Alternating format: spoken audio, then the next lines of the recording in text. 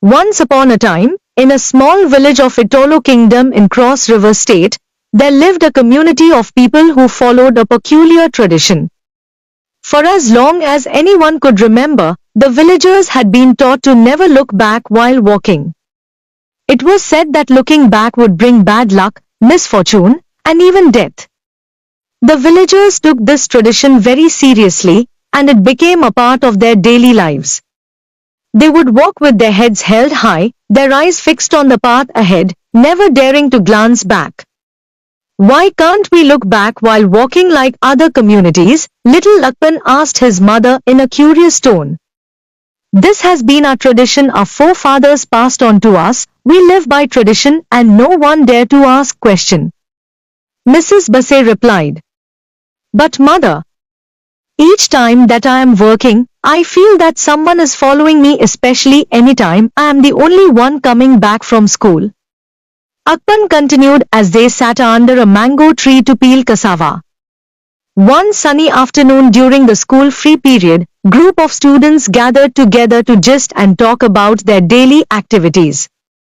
"My mother told me a story of a man who ignorantly looked while coming back from his farm after hearing a strange noise following him, and the man was not seen again," Mary said with fears and uncertainty filled her mind. "Even my mother told me that story too," Sandra nodded in agreement. One thing villagers didn't know was why such tradition was made, and no one dares to question the gods. One day, while Lakpan was coming back from school, decided to test the tradition. He had always been curious about the world behind him, and he wondered what would happen if he looked back. As he walked through the village, Akpan felt a sudden urge to glance over his shoulder. He hesitated for a moment, remembering the warnings he had heard since childhood. But his curiosity got the better of him, and he slowly turned his head to look back. At first, everything seemed normal. The villagers were going about their daily business, the sun was shining, and the birds were singing. But then, Akpan saw something that made his blood run cold. A dark figure was following him, its eyes fixed on the young boy. Akpan tried to run, but his feet felt heavy, as if rooted to the spot. The figure drew closer, its presence filling the air with an unspeakable horror. Akpan's screams echoed through the village, but the villagers didn't respond. They kept walking, their heads held high, their eyes fixed on the path ahead.